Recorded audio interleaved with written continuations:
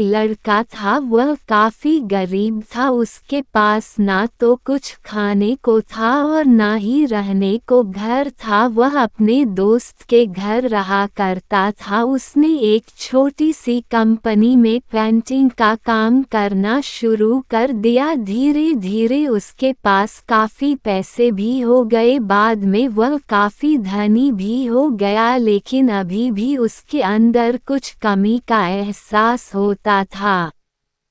जब वह छोटा था तभी उसके माता पिता इस दुनिया से चले गए थे। उसने कभी प्रेम को नहीं जाना था। एक दिन जब वह अपने किसी काम से बाहर गया था तो उसे एक लड़की दिखी जो कि काफ़ी अच्छी और खूबसूरत थी। उसको देखते ही इस लड़की को उस लड़के से प्रेम हो गया। वह काफ़ी देर तक उस लड़के को देखती रही। कुछ देर बाद वह लड़की वहां से चली गई।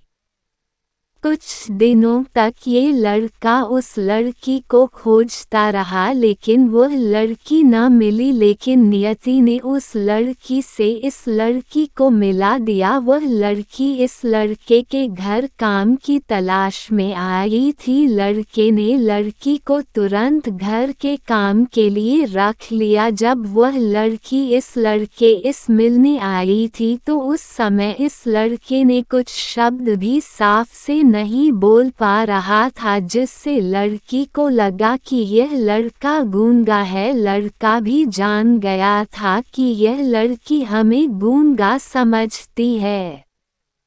इसके साथ ही साथ ये लड़की समझ गई थी कि यह लड़का इस घर का नौकर है, ना कि मालिक है। अब जब भी ये लड़का उस लड़की के पास जाता तो गूंगा बन जाता है। धीरे धीरे वह लड़की इस लड़के पर काफ़ी रहम खाने लगी। अब उसे इस लड़के के लाचारी पर प्यार होने लगा।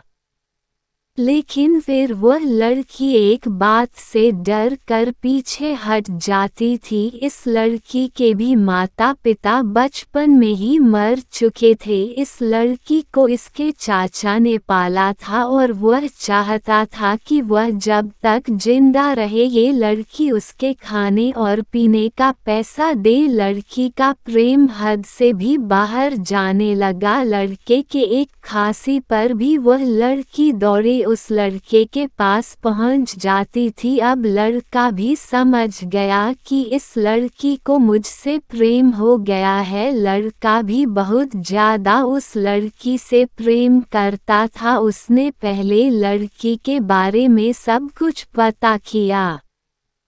जब उसे सब पता चल गया तो वह बहुत रोने लगा, क्योंकि उसने गूंगे होने का झूठ बोला था। अब वह दिनों रात रोने लगा। लड़की अपने सैलरी में से लड़के की इलाज करवाने को कहती थी।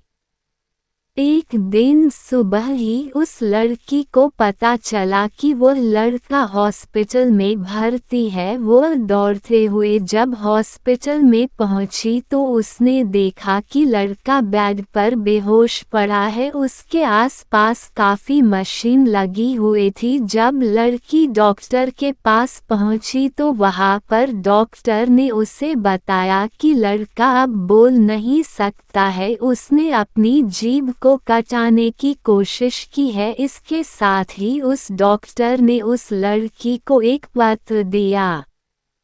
उस पत्र में लिखा था, मैं एक काफ़ी धनी लड़का हूँ। जिस घर में तुम काम करती हो उस घर की मालिक मैं ही हूँ। लेकिन इसके साथ ही मैंने तुमसे एक बहुत बड़ा झूठ बोला है कि मैं एक गूंगा हूँ। अब इस झूठ का प्रायश्चित करने के लिए मैं ऐसा काम करने जा रहा हूँ। इसके साथ ही तुम मेरे घर से मेरे मैनेजर से पैसों को लेकर अपने चाचा को दे देना और एक नई जिंदगी की शुरुआत करना। अगर हो सके तो मुझे माफ कर देना, तुम्हारा दोषी। इस पत्र को पढ़ने के बाद उस लड़की के आंख आंसू से भर आए।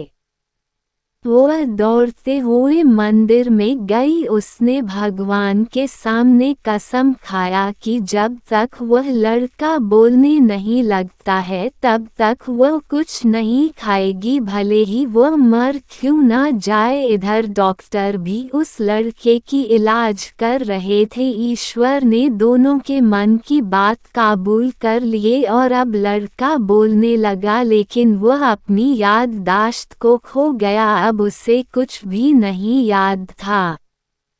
अब इसके बाद लड़की ने उसके याददाश्त के लिए काफ़ी कुछ किया, लेकिन याददाश्त न आ सका। अगर प्रेम की नींव को झूठ पर रखा जाए तो वह गिर ही जाता है।